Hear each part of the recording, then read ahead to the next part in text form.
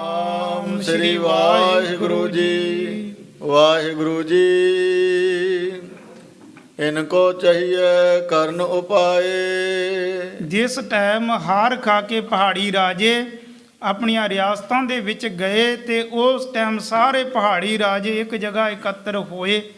ਇਹਨਾਂ ਨੇ ਆਪਸ ਸਮੇਂ ਸਲਾਹਾਂ ਕੀਤੀਆਂ ਕਿ ਗੁਰੂ ਜੀ ਦੇ ਨਾਲ ਥੋੜ੍ਹੇ ਜਿਹੇ ਯੋਧੇ ਸੂਰਮੇ ਹਨ, ਪਰ ਕਿੰਨੇ ਬਹਾਦਰ ਹਨ।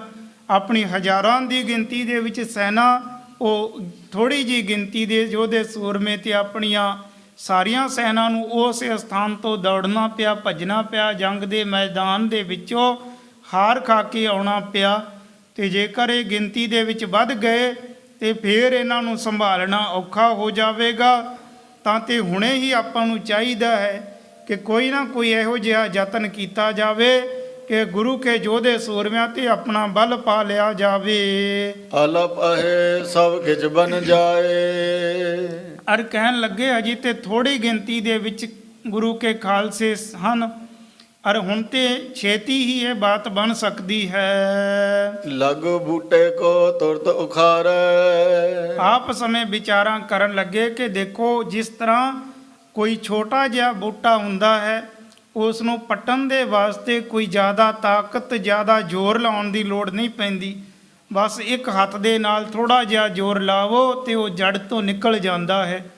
ਜਿਸ ਤਰ੍ਹਾਂ ਛੋਟੇ ਜਿਹੇ ਬੂਟੇ ਨੂੰ ਪੱਟਣ ਦੇ ਲਈ ਕੋਈ ਜ਼ੋਰ ਨਹੀਂ ਲੱਗਦਾ, ਔਰ ਜੇਕਰ ਇਹੀ ਦਰਖਤ ਵੱਡਾ ਹੋ ਜਾਵੇ ਤੇ ਬੜਾ ਪੱਟਣਾ ਬੜਾ ਮੁਸ਼ਕਲ ਹੋ ਜਾਂਦਾ ਹੈ। ਸਕੈ ਹਲਾਏ ਨਾ ਬਟ ਜਬ ਭਾਰੈ। ਤੇ ਜਦ ਬੋੜ ਆਦਿ ਦੇ ਦਰਖਤ ਬਹੁਤ ਵੱਡੇ ਵੱਡੇ ਹੋ ਜਾਂਦੇ ਹਨ, ਫਿਰ ਇਹਨਾਂ ਨੂੰ ਪੱਟਣਾ ਬੜਾ ਮੁਸ਼ਕਲ ਹੋ ਜਾਂਦਾ ਹੈ।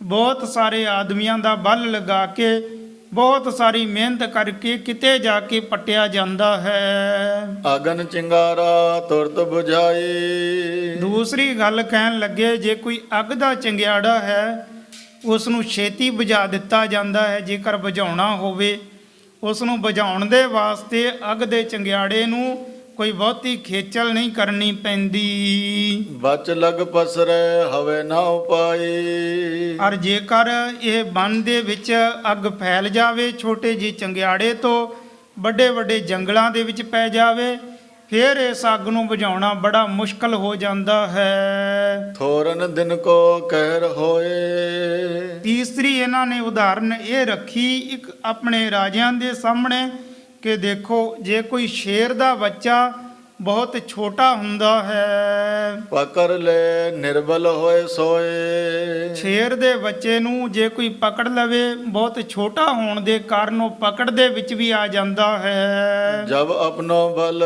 ਧਰ ਕਰ ਗਰਜੈ। ਔਰ ਉਹੀ ਸ਼ੇਰ ਦਾ ਬੱਚਾ ਜੇਕਰ ਥੋੜਾ ਜਿਹਾ ਵੱਡਾ ਹੋ ਜਾਵੇ, ਔਰ ਵੱਡਾ ਹੋਣ ਦੇ ਕਾਰਨ ਇਸ ਦੇ ਸਰੀਰ ਦੇ ਵਿੱਚ ਬੜਾ ਬਲ ਵੀ ਭਰ ਜਾਂਦਾ, ਬੜੀ ਤਾਕਤ ਭਰ ਜਾਂਦੀ ਹੈ। ਫਿਰ ਜੇਕਰ ਇਹ ਭਵਕ ਮਾਰਦਾ ਹੈ ਤੇ ਇਸ ਦੇ ਸਾਹਮਣੇ ਕੋਈ ਵੀ ਖਲੋ ਨਹੀਂ ਸਕਦਾ। ਕੌਣ ਸਮੁਖ ਹੋਏ ਤੇ ਤਬ ਤਰਜੈ। ਉਹੀ ਸ਼ੇਰ ਦੇ ਬੱਚੇ ਦੇ ਵੱਡੇ ਹੋਣ ਤੇ ਜਦ ਉਹ ਸ਼ੇਰ ਬਣ ਜਾਂਦਾ ਹੈ, ਤਾਕਤ ਪੂਰੀ ਆ ਜਾਂਦੀ ਹੈ ਤੇ ਕੋਈ ਵੀ ਉਸ ਦੇ ਸਾਹਮਣੇ ਖੜਨ ਦੀ ਧੀਰਜ ਨਹੀਂ ਰੱਖਦਾ।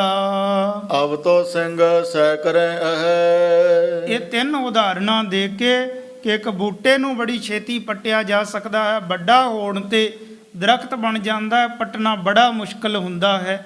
ਦੂਸਰਾ, ਛੋਟੀ ਜੀ ਅੱਗ ਦੀ ਚੰਗਿਆੜੀ ਬੁਝਾਉਣ ਦੇ ਲਈ ਕੋਈ ਜ਼ਿਆਦਾ ਮਿਹਨਤ ਮਸ਼ੱਕਤ ਨਹੀਂ ਕਰਨੀ ਪੈਂਦੀ, ਸਹਿਜੇ ਹੀ ਬੁਝਾਈ ਜਾ ਸਕਦੀ ਹੈ। ਜਦ ਬਨ ਨੂੰ ਅੱਗ ਲੱਗ ਜਾਵੇ ਤੇ ਬੁਝਾਉਣੀ ਬੜੀ ਮੁਸ਼ਕਲ ਹੋ ਜਾਂਦੀ ਹੈ। ਤੀਸਰਾ, ਕਿ ਜੇਕਰ ਸ਼ੇਰ ਦਾ ਬੱਚਾ ਛੋਟਾ ਜਿਹਾ ਹੈ, ਉਸ ਨੂੰ ਪਕੜਨਾ ਬੜਾ ਸੌਖਾ ਹੈ, ਸਾਹਮਣਾ ਬੜਾ ਸੌਖਾ ਹੈ। ਜੇਕਰ ਵੱਡਾ ਹੋ ਜਾਵੇ ਤੇ ਉਸ ਦੇ ਸਾਹਮਣੇ ਕੋਈ ਵੀ ਖਲੋ ਨਹੀਂ ਸਕਦਾ। ਤਾਂ ਇਸੇ ਤਰ੍ਹਾਂ ਇਹ ਕਹਿਣ ਲੱਗੇ ਕਿ ਜੋ ਗੁਰੂ ਕੇ ਯੋਧੇ ਸੂਰਮੇ ਹਨ, ਉਹ ਅਜੇ ਬੜੀ ਥੋੜ੍ਹੀ ਗਿਣਤੀ ਦੇ ਵਿੱਚ ਹਨ, ਬੜੀ ਥੋੜ੍ਹੀ ਜਿਹੀ ਗਿਣਤੀ ਦੇ ਵਿੱਚ ਹਨ, ਕੋਈ ਬਹੁਤੀ ਜ਼ਿਆਦਾ ਗਿਣਤੀ ਨਹੀਂ ਹੈ ਇਹਨਾਂ ਦੀ। ਜਿਸ ਤਰ੍ਹਾਂ ਆਪਣੀਆਂ ਫੌਜਾਂ ਹਜ਼ਾਰਾਂ ਦੀ ਗਿਣਤੀ ਦੇ ਵਿੱਚ, ਲੱਖਾਂ ਦੀ ਗਿਣਤੀ ਦੇ ਵਿੱਚ ਹਨ, ਔਰ ਗੁਰੂ ਕੀ ਫੌਜ ਤੇ ਥੋੜ੍ਹੀ ਜਿਹੀ ਗਿਣਤੀ ਦੇ ਵਿੱਚ ਹੈ।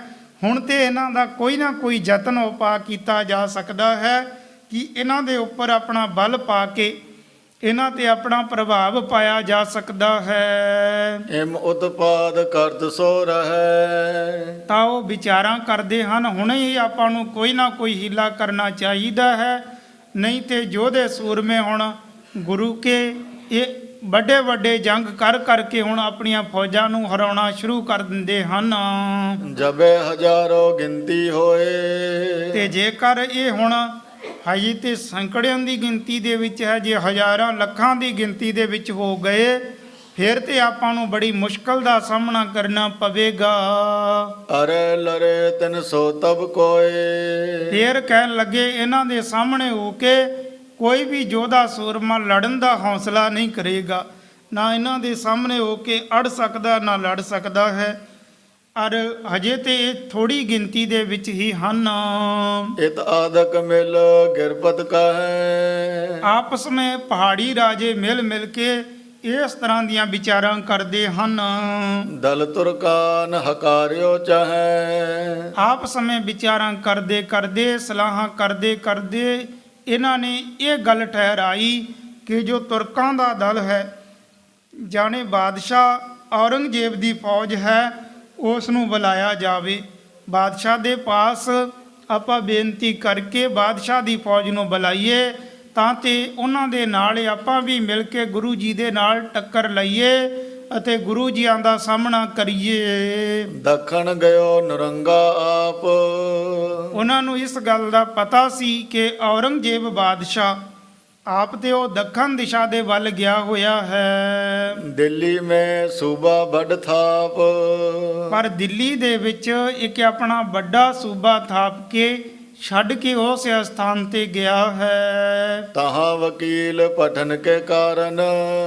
ਉਸ ਦਿੱਲੀ ਦੇ ਸੂਬੇ ਦੇ ਪਾਸ ਇੱਕ ਆਪਣਾ ਵਕੀਲ ਭੇਜਣ ਦੇ ਵਾਸਤੇ ਇਹਨਾਂ ਨੇ ਸਾਰੀ ਮਤ ਠਹਿਰਾਉਣਾ ਕੀਤੀ। ਕਰਿਓ ਤਿਆਰ ਸਮਝਾਏ ਉਚਾਰਨ। ਇਹਨਾਂ ਨੇ ਮਿਲ ਜੁਲ ਕੇ ਇੱਕ ਆਪਣਾ ਵਕੀਲ ਤਿਆਰ ਕੀਤਾ ਜਿਸ ਨੂੰ ਸਭ ਕੁਝ ਸਮਝਾ ਦਿੱਤਾ। ਦਰਵ ਹਜ਼ਾਰੋ ਵਸਤ ਸਮਾਜੇ।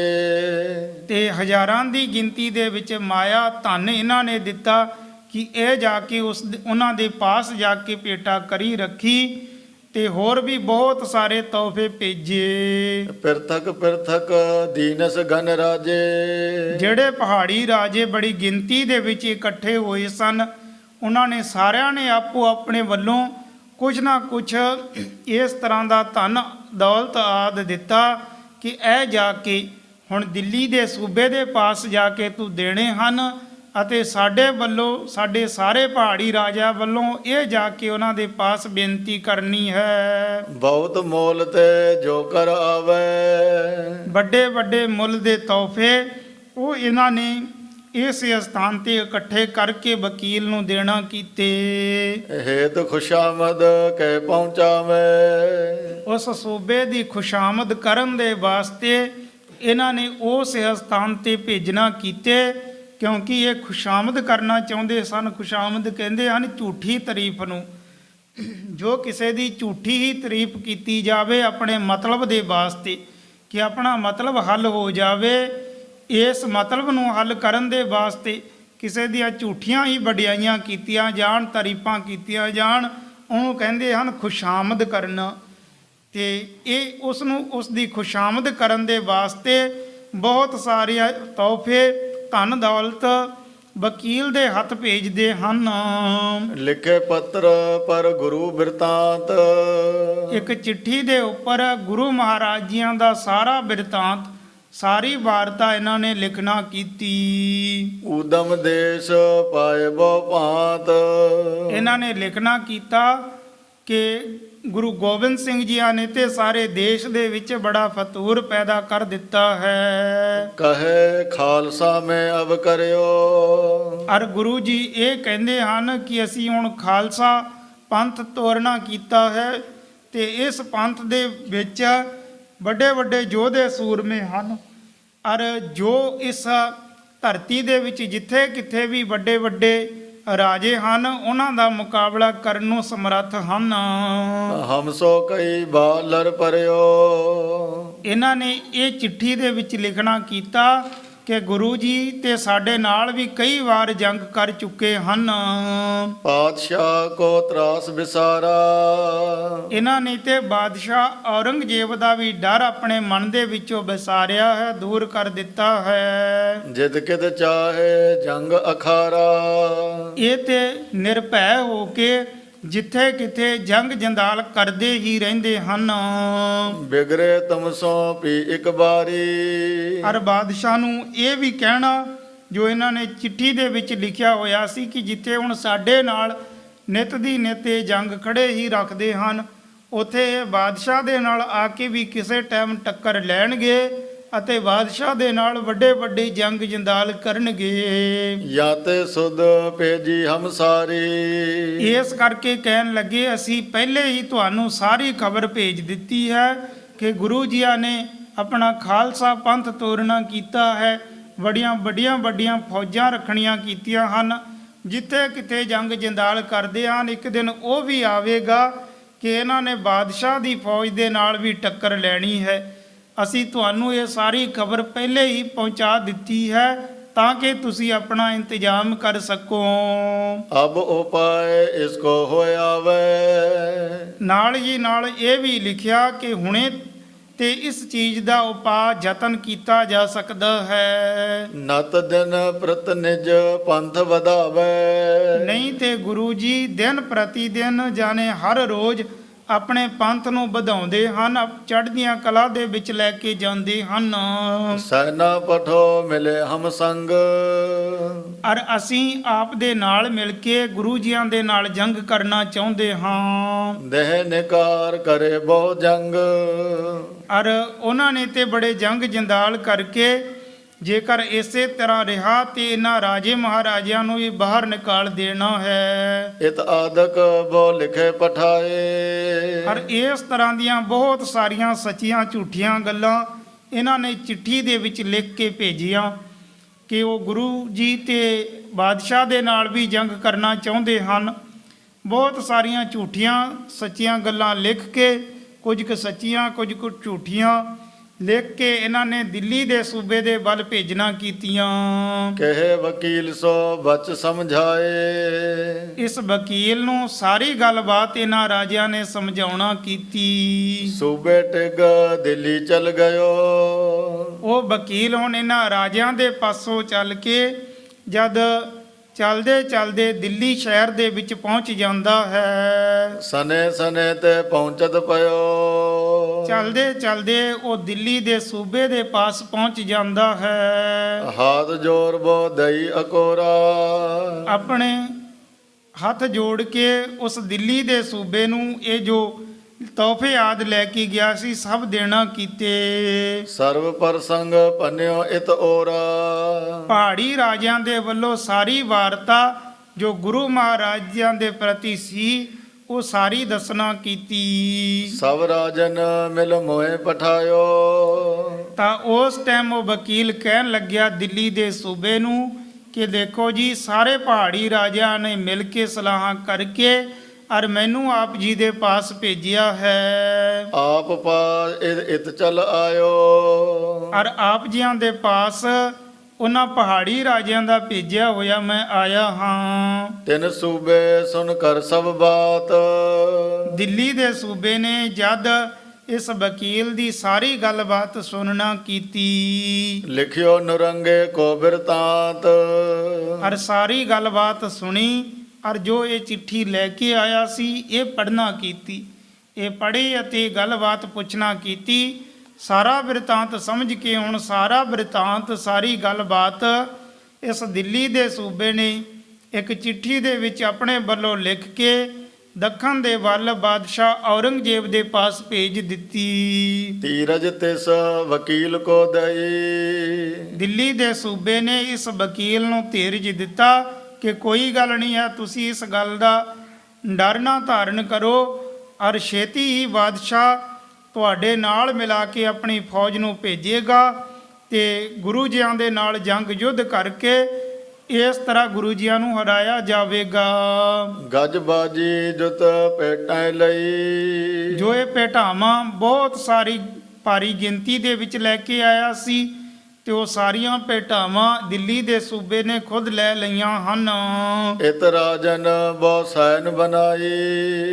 ਤੇ ਇੱਧਰ ਪਹਾੜੀ ਰਾਜਿਆਂ ਨੇ ਆਪਣੀ ਹੋਰ ਵੀ ਸੈਨਾ ਫੌਜ ਵਧਾਉਣੀ ਸ਼ੁਰੂ ਕਰ ਦਿੱਤੀ। ਤਰਾਸ ਗੁਰੂ ਕੋ ਕਰਤ ਕਰਾਈ। ਔਰ ਇਹਨਾਂ ਨੂੰ ਇਸ ਗੱਲ ਦਾ ਡਰ ਪੈਦਾ ਹੋ ਗਿਆ ਸੀ ਕਿ ਹੁਣ ਗੁਰੂ ਮਹਾਰਾਜ ਜੀਆਂ ਦੇ ਥੋੜੇ ਜਿਹੇ ਯੋਧੇ ਸੂਰਮਿਆਂ ਨੇ ਹਜ਼ਾਰਾਂ ਦੀ ਗਿਣਤੀ ਦੇ ਵਿੱਚ ਫੌਜਾਂ ਨੂੰ ਭਜਾ ਦਿੱਤਾ, ਹਰਾ ਦਿੱਤਾ।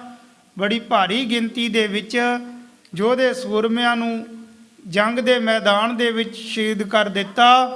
ਤੇ ਜੇਕਰ ਹੁਣ ਗੁਰੂ ਮਹਾਰਾਜ ਜੀਆਂ ਦੀ ਹੋਰ ਫੌਜ ਬੜੀ ਗਿਣਤੀ ਦੇ ਵਿੱਚ ਹੋਈ ਤੇ ਫਿਰ ਤੇ ਆਪਣਾ ਗੁਰੂ ਕੀ ਫੌਜਾਂ ਦੇ ਅੱਗੇ ਟਿਕਣਾ ਬੜਾ ਮੁਸ਼ਕਲ ਹੋ ਜਾਵੇਗਾ। ਇਹਨਾਂ ਨੇ ਆਪਣੀ ਫੌਜ ਹੋਰ ਵਧਾਉਣੀ ਸ਼ੁਰੂ ਕੀਤੀ ਔਰ ਉਧਰ ਵਕੀਲ ਨੂੰ ਭੇਜਿਆ ਹੋਇਆ ਸੀ ਜੋ ਬਾਦਸ਼ਾਹ ਦੀ ਫੌਜ ਨੂੰ ਲੈਣ ਦੇ ਵਾਸਤੇ ਗਿਆ ਸੀ। ਚੜੈ ਸਿੰਘ ਗਨ ਖੇਤ ਉਜਾਰੈ। ਤਾਂ ਹੁਣ ਉਧਰ ਗੁਰੂ ਕੇ ਯੋਧੇ ਸੂਰਮੇ ਉਸੇ ਤਰ੍ਹਾਂ ਰੋਈਆਂ ਬਿਆਵਾਨਾਂ ਦੇ ਵਿੱਚ ਜੰਗਲਾਂ ਦੇ ਵਿੱਚ ਸ਼ਿਕਾਰ ਆਦਿ ਖੇਡਣ ਦੇ ਵਾਸਤੇ ਜਾਂਦੇ ਹਨ। ਅਰੇ ਲਰੇ ਰਣ ਮਰੇ ਸੋ ਮਾਰੈ। ਔਰ ਕੋਈ ਵੀ ਆ ਕੇ ਪਹਾੜੀ ਰਾਜੇ ਇਹਨਾਂ ਦੇ ਕੋਈ ਯੋਧੇ ਸੂਰਮੇ ਅੱਗੇ ਆ ਕੇ ਅੜਦੇ ਹਨ, ਲੜਦੇ ਹਨ ਤੇ ਉਸੇ ਤਰ੍ਹਾਂ ਗੁਰੂ ਕੇ ਯੋਧੇ ਸੂਰਮੇ ਇਹਨਾਂ ਦਾ ਮੁਕਾਬਲਾ ਕਰਦੇ ਹਨ। ਰਾਜਨ ਕੇ ਨਿਤ ਵੱਡੋ ਹੰਗਾਮਾ। ਤਾਂ ਹੁਣ ਇਹ ਪਹਾੜੀ ਰਾਜੇ ਫਿਰ ਆਪਸ ਵਿੱਚ ਵਿਚਾਰਾਂ ਕਰਦੇ ਹਨ ਕਿ ਰਾਜਿਆਂ ਦੇ ਤੇ ਇੱਧਰ ਵੱਡਾ ਹੰਗਾਮਾ ਹੁੰਦਾ ਰਹਿੰਦਾ ਹੈ, ਵੱਡੇ ਵੱਡੇ ਯੁੱਧ ਹੁੰਦੇ ਹਨ ਰਾਜਿਆਂ ਦੇ ਭਾ ਦੇ ਤੇ ਇਹ ਇਨਕੇ ਸਹਿਜ ਸੁਭਾਇਕ ਕਾਮਾ। ਰਾਜਿਆਂ ਦੇ ਭਾ ਦੇ ਤੇ ਵੱਡੇ ਵੱਡੇ ਜੰਗ ਯੁੱਧ ਹਨ ਕਿਉਂਕਿ ਬੜੀ ਗਿਣਤੀ ਦੇ ਵਿੱਚ ਇਹਨਾਂ ਦੀਆਂ ਫੌਜਾਂ ਮਾਰੀਆਂ ਜਾਂਦੀਆਂ ਹਨ। ਪਰ ਉਧਰ ਗੁਰੂ ਕੇ ਯੋਧੇ ਸੂਰਮਿਆਂ ਦੇ ਵਾਸਤੇ ਤੇ ਸਹਿਜ ਸੁਭਾਈ ਗੱਲ ਬਣ ਗਈ ਹੈ ਕਿ ਸਹਿਜ ਸੁਭਾਈ ਜਿੱਥੇ ਕਿਤੇ ਜਾਂਦੇ ਆਉਂਦੇ ਜੰਗ ਛੇੜ ਲੈਂਦੇ ਹਨ ਤੇ ਇਹਨਾਂ ਦੇ ਵਾਸਤੇ ਤੇ ਸਹਿਜੇ ਜੀ ਗੱਲ, ਸੌਖੀ ਜੀ ਗੱਲ ਹੈ। ਪਰ ਰਾਜਿਆਂ ਦੇ ਵਾਸਤੇ ਤੇ ਬੜਾ ਵੱਡਾ ਸੰਗਰਾਮ ਯੁੱਧ ਹੋ ਜਾਂਦਾ ਹੈ ਕਿਉਂਕਿ ਬੜੀ ਗਿਣਤੀ ਦੇ ਵਿੱਚ ਇਹਨਾਂ ਰਾਜਿਆਂ ਦੀਆਂ ਫੌਜਾਂ ਮਾਰੀਆਂ ਜਾਂਦੀਆਂ ਸਨ। ਇੱਕ ਦਿਨ ਬੈਠੇ ਸਭਾ ਲਗਾਏ। ਤੇ ਇੱਕ ਦਿਨ ਦੀ ਵਿਚਾਰ ਕਿ ਧੰਨ ਗੁਰੂ ਗੋਬਿੰਦ ਸਿੰਘ ਜੀ ਮਹਾਰਾਜ ਆਪਣਾ ਦੀਵਾਨ ਸਜਾ ਕੇ ਬੈਠੇ। ਉਧਰ ਤੇ ਪਹਾੜੀ ਰਾਜੇ ਆਪ ਸਮੇਂ ਵਿਚਾਰਾਂ ਕਰਦੇ ਰਹਿੰਦੇ ਹਨ, ਹਰ ਰੋਜ਼ ਸਭਾ ਲਗਾਉਂਦੇ ਹਨ ਜਿੱਥੇ ਸਾਰੇ ਰਾਜੇ ਇਕੱਠੇ ਹੋ ਕੇ ਆਪੋ ਆਪਣੀਆਂ ਵਿਚਾਰਾਂ ਦੱਸਦੇ ਹਨ। ਵਕੀਲ ਨੂੰ ਦਿੱਲੀ ਦੇ ਸੂਬੇ ਦੇ ਪਾਸ ਭੇਜਿਆ ਹੋਇਆ ਹੈ ਬਾਦਸ਼ਾਹ ਨੂੰ ਖਬਰ ਕਰਨ ਦੇ ਵਾਸਤੇ। ਤੇ ਇੱਧਰ ਧੰਨ ਗੁਰੂ ਗੋਬਿੰਦ ਸਿੰਘ ਜੀ ਮਹਾਰਾਜ ਉਸੇ ਤਰ੍ਹਾਂ ਆਪਣਾ ਦੀਵਾਨ ਸਜਾਉਂਦੇ ਹਨ ਅਤੇ ਸਿੱਖ ਸੰਗਤਾਂ ਦੇ ਵਿੱਚ ਨਾਮ ਬਾਣੀ ਦਾ ਉਪਦੇਸ਼ ਦੇ ਕੇ ਸਿੱਖ ਸੰਗਤਾਂ ਨੂੰ ਨਿਹਾਲ ਕਰਦੇ ਹਨ। ਤੇ ਇੱਕ ਦਿਨ ਦਾ ਵਿਚਾਰ ਕਿ ਧੰਨ ਗੁਰੂ ਗੋਬਿੰਦ ਸਿੰਘ ਜੀ ਮਹਾਰਾਜ ਜੀਆਂ ਨੇ ਆਪਣਾ ਰੂਹਾਨੀ ਦੀਵਾਨ ਦਰਬਾਰ ਸਜਾਇਆ ਹੋਇਆ ਸੀ। ਪ੍ਰਾਪਤ ਸੰਗਤ ਵੀ ਸਮਦਾਏ। ਤੇ ਗੁਰੂ ਮਹਾਰਾਜ ਜੀਆਂ ਦਾ ਦੀਵਾਨ ਸਜਿਆ ਤੇ ਬੜੀ ਭਾਰੀ ਗਿਣਤੀ ਦੇ ਵਿੱਚ ਸਿੱਖ ਸੰਗਤਾਂ ਆ ਕੇ ਗੁਰੂ ਮਹਾਰਾਜ ਜੀਆਂ ਦੇ ਦਰਸ਼ਨ ਕਰਦੇ ਹਨ। ਦਰਸ਼ਨ ਕਰਨ ਦੂਰ ਤੇ ਆਈ। ਦੂਰ ਦੂਰ ਤੋਂ ਸਿੱਖ ਸੰਗਤਾਂ ਦਿਨ ਪ੍ਰਤੀ ਦਿਨ ਹਰ ਰੋਜ਼ ਵੱਧ ਤੋਂ ਵੱਧ ਆਉਣੀਆਂ ਸ਼ੁਰੂ ਹੁੰਦੀਆਂ ਹਨ। ਅਨੇਕ ਪ੍ਰਕਾਰ ਉਪਾਇਨ ਲਿਆਈ। ਤੇ ਜੋ ਵੀ ਸਿੱਖ ਸੰਗਤਾਂ ਆਉਂਦੀਆਂ ਹਨ ਬੜੀਆਂ ਭੇਟਾਵਾਂ ਲਿਆ ਕੇ ਗੁਰੂ ਮਹਾਰਾਜ ਜੀਆਂ ਦੇ ਚਰਨਾਂ ਤੇ ਨਮਸਕਾਰ ਕਰਕੇ ਭੇਟਾਵਾਂ ਰੱਖਦੇ ਜਾਂਦੇ ਹਨ। ਤਬ ਅਰਦਾਸੀ ਅਗਰ ਖਰੋਏ। ਹਰ ਰੋਜ਼ ਇਸੇ ਤਰ੍ਹਾਂ ਗੁਰੂ ਮਹਾਰਾਜ ਜੀਆਂ ਦਾ ਦੀਵਾਨ ਸਜਦਾ ਹੈ। ਬੜੀ ਭਾਰੀ ਗਿਣਤੀ ਦੇ ਵਿੱਚ ਸਿੱਖ ਸੰਗਤਾਂ ਆਉਂਦੀਆਂ ਹਨ। ਹੁਣ ਸਿੱਖ ਸੰਗਤਾਂ ਭੇਟਾਵਾਂ ਲਿਆ ਕੇ ਗੁਰੂ ਕੇ ਚਰਨਾਂ ਤੇ ਮੱਥਾ ਟੇਕ ਕੇ ਭੇਟਾਵਾਂ ਰੱਖਦੇ ਹਨ। ਇੱਥੇ ਸਤਿਗੁਰਾਂ ਦੇ ਚਰਨਾਂ 'ਚ ਭੇਟਾਵਾਂ ਦਾ ਢੇਰ ਲੱਗ ਜਾਂਦਾ ਹੈ ਤਾਂ ਜੋ ਗੁਰੂ ਕੇ ਸੇਵਾਦਾਰ ਹਨ, ਅਰਦਾਸੀਆ ਸਿੰਘ ਹੈ, ਇਹ ਸਾਰੀਆਂ ਭੇਟਾਵਾਂ ਨੂੰ ਇੱਧਰ ਉੱਧਰ ਸਾਂਭਦੇ ਹਨ। ਸਾਂਭਦ ਸਕਲ ਵਸਤ ਕੋ ਸੋਏ। ਅੱਜ ਵੀ ਇਸੇ ਤਰ੍ਹਾਂ ਗੁਰੂ ਕਾ ਦਰਬਾਰ ਸਜਿਆ, ਸਿੱਖ ਸੰਗਤਾਂ ਆਈਆਂ ਅਤੇ ਜੋ ਭੇਟਾਵਾਂ ਸਨ ਇਹ ਅਰਦਾਸੀਆ ਸਿੰਘ ਇੱਧਰ ਉੱਧਰ ਸਾਂਭ ਰਿਹਾ ਸੀ। ਪੈਸਾ ਮੋਹਰ ਰਜਤਪਣ ਜੀਤੇ। ਜੋ ਬੜੀ ਭਾਰੀ ਗਿਣਤੀ ਦੇ ਵਿੱਚ ਧਨ ਦੌਲਤ, ਮੋਹਰਾਂ, ਸੋਨਾ ਚਾਂਦੀ ਅਤੇ ਹੋਰ ਵਸਤੂਆਂ ਲਿਆ ਕੇ ਸਿੱਖ ਸੰਗਤਾਂ ਸਤਿਗੁਰਾਂ ਦੇ ਪਾਸ ਭੇਟਾ ਕਰਦੇ ਸਨ ਕਰੇ ਸੰਭਾਰਨ ਰਾਖੇ ਤੇ ਤੇਤੇ ਗੁਰੂ ਕੇ ਸੇਵਾਦਾਰ ਇਹਨਾਂ ਵਸਤੂਆਂ ਨੂੰ ਸੰਭਾਲ ਕੇ ਰੱਖਦੇ ਪਇਓ ਗੁਰੂ ਟਿਗ ਅਨਕ ਖਜ਼ਾਨਾ ਤੇ ਗੁਰੂ ਮਹਾਰਾਜ ਜੀਆਂ ਦਾ ਖਜ਼ਾਨਾ ਬੜਾ ਵੱਡਾ ਸੀ ਤੇ ਇਸ ਖਜ਼ਾਨੇ ਦੇ ਵਿੱਚ ਇਹਨਾਂ ਵਸਤੂਆਂ ਨੂੰ ਜਮ੍ਹਾਂ ਕੀਤਾ ਜਾਂਦਾ ਪੁਰੇ ਭਾਵਨਾ ਦਾਸਨ ਨਾਨਾ ਤੇ ਸਤਿਗੁਰੂ ਮਹਾਰਾਜ ਜੀ ਆਪਣੇ ਸਿੱਖ ਸੇਵਕਾਂ ਦੇ ਮਨ ਦੀ ਭਾਵਨਾ ਨੂੰ ਸਮਝਦੇ ਹਨ। ਕੋਈ ਸਤਿਗੁਰਾਂ ਦੇ ਪਾਸ ਬੇਨਤੀ ਵੀ ਕਰਦਾ ਹੈ ਕਿ ਸੱਚੇ ਪਾਤਸ਼ਾਹ ਮੇਰਾ ਇਹ ਕਾਰਜ ਮੇਰਾ ਇਹ ਦੁੱਖ ਦੂਰ ਕਰ ਦੇਵੋ, ਇਹ ਕਾਰਜ ਮੇਰਾ ਸਰ ਜਾਵੇ। ਔਰ ਕਈ ਆਪਣੇ ਮਨ ਦੇ ਵਿੱਚ ਹੀ ਵਿਚਾਰਾਂ ਰੱਖਦੇ ਹਨ, ਪਰ ਸਤਿਗੁਰੂ ਮਹਾਰਾਜ ਸਭ ਦੇ ਮਨ ਦੇ ਜਾਣਨ ਵਾਲੇ ਹਨ। ਜਾਣੀ ਜਾਣ ਸਤਿਗੁਰੂ ਸਭ ਸਿੱਖ ਸੰਗਤਾਂ ਤੇ ਆਪਣੀ ਮਿਹਰਾਂ ਭਰੀ ਦ੍ਰਿਸ਼ਟੀ ਪਾਉਂਦੇ ਹਨ ਅਤੇ ਸਭਨਾਂ ਦੀਆਂ ਮਨੋਕਾਮਨਾਵਾਂ ਪੂਰੀਆਂ ਕਰਦੇ ਹਨ। ਉਹ ਤੋ ਸਲਾਰ ਦੀਨ ਇੱਕ ਕਾਜੀ ਇਸੇ ਤਰ੍ਹਾਂ ਸਤਿਗੁਰਾਂ ਦਾ ਬੜਾ ਭਾਰੀ ਦੀਵਾਨ ਸਜਿਆ, ਬੜੀ ਭਾਰੀ ਗਿਣਤੀ ਦੇ ਵਿੱਚ ਸਿੱਖ ਸੰਗਤਾਂ ਆਈਆਂ। ਔਰ ਇਹਨਾਂ ਹੀ ਸਿੱਖ ਸੰਗਤਾਂ ਦੇ ਵਿੱਚ ਇੱਕ ਸਲਾਰ ਦੀਨ ਨਾਮ ਕਰਕੇ ਕਾਜੀ, ਉਹ ਵੀ ਗੁਰੂ ਕੇ ਦਰਬਾਰ ਦੇ ਵਿੱਚ ਆਇਆ। ਸਾਈਂ ਲੋਗ ਪਇਓ ਨੈ ਪਾਜੀ ਔਰ ਕਵੀ ਜੀ ਕਹਿੰਦੇ ਕਿ ਇਹ ਇੱਕ ਸਾਈਂ ਲੋਕ ਸੀ, ਇੱਕ ਰੱਬ ਦਾ ਪਿਆਰਾ, ਖੁਦਾ ਦਾ ਪਿਆਰਾ ਸੀ, ਜੋ ਆਪਣੀ ਜ਼ਿੰਦਗੀ ਦੇ ਵਿੱਚ ਪਖੰਡ ਆਦਿ ਤੋਂ ਬਹੁਤ ਦੂਰ ਸੀ। ਕਦੇ ਜ਼ਿੰਦਗੀ ਦੇ ਵਿੱਚ ਝੂਠ ਔਰ ਧੋਖਾ ਫਰੇਬ ਨਹੀਂ ਕਰਦਾ ਸੀ, ਝੂਠਾ ਪਖੰਡ ਨਹੀਂ ਕਰਦਾ ਸੀ। ਇਹ ਸੱਚਾ ਰੱਬ ਦਾ ਪਿਆਰਾ ਸੀ, ਸੱਚਾ ਖੁਦਾ ਦਾ ਪਿਆਰਾ ਸੀ। ਔਰ ਇਹ ਸਲਾਰ ਦੀਨ ਨਾਮ ਕਰਕੇ ਕਾਜੀ ਇਹ ਗੁਰੂ ਕੇ ਦਰਬਾਰ ਦੇ ਵਿੱਚ ਆ ਜਾਂਦਾ ਹੈ। ਨੈ ਹਿੰਦਨ ਸੋ ਤੋਖ ਕਰੰਤਾ ਇਹ ਕਦੇ ਵੀ ਹਿੰਦੂਆਂ ਦੇ ਨਾਲ ਈਰਖਾ ਦਵੇਸ਼ ਨਹੀਂ ਰੱਖਦਾ ਸੀ, ਨਾ ਕਦੇ ਹਿੰਦੂ ਜਨਤਾ ਦੇ ਨਾਲ ਕੋਈ ਧੋਖਾ ਆਦਿ ਕਰਦਾ ਸੀ। ਸਭ ਮੈਂ ਇੱਕ ਸਮਾਨ ਵਰਤੰਤਾ ਔਰ ਇਹ ਤੇ ਸਭ ਹਿੰਦੂ ਅਤੇ ਮੁਸਲਮਾਨਾਂ ਨੂੰ ਇੱਕ ਸਮਾਨ ਸਮਝਦਾ ਸੀ। ਸਭ ਦੇ ਨਾਲ ਬੜੀ ਪ੍ਰੇਮ ਭਾਵਨਾ ਦੇ ਨਾਲ ਰਹਿਣ ਵਾਲਾ ਸਲਾਰ ਦੀਨ ਨਾਮ ਕਰਕੇ ਕਾਜੀ ਇਹ ਗੁਰੂ ਕੇ ਦਰਬਾਰ ਦੇ ਵਿੱਚ ਹਾਜ਼ਰ ਹੋਇਆ।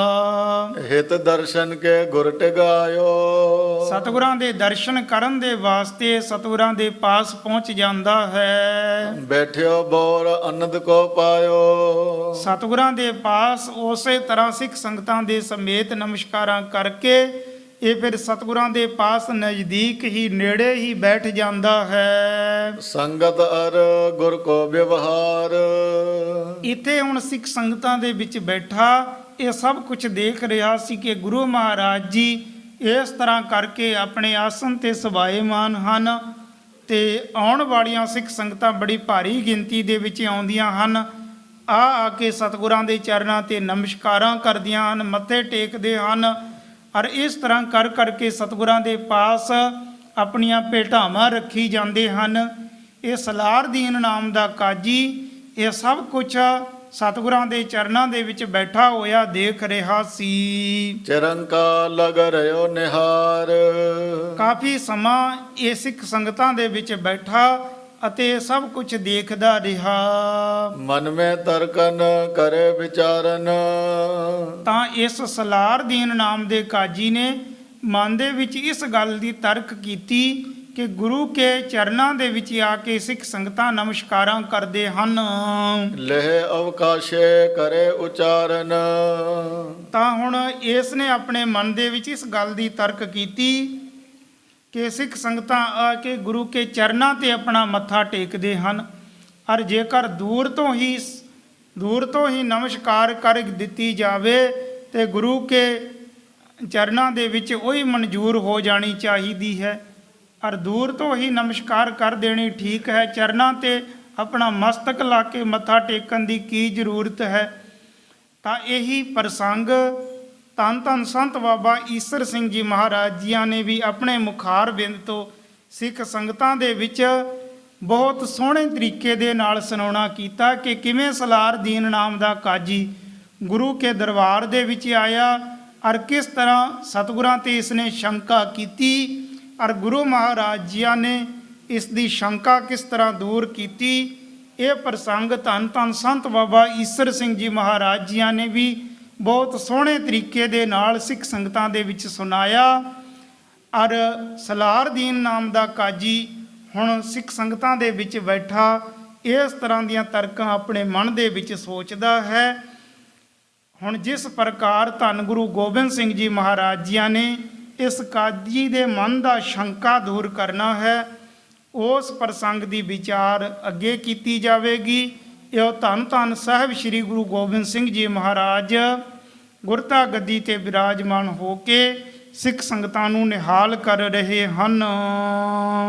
ਮਨ ਮੈਂ ਤਰਕਨ ਕਰੇ ਵਿਚਾਰਨ, ਲੈ ਅਵਕਾਸ਼ ਕਰੇ ਉਚਾਰਨ। ਮਨ ਮੈਂ ਤਰਕਨ ਕਰੇ ਵਿਚਾਰਨ, ਲੈ ਅਵਕਾਸ਼ ਕਰੇ ਉਚਾਰਨ। हे अच्युत पार ब्रह्म अविनाशी अगनाश।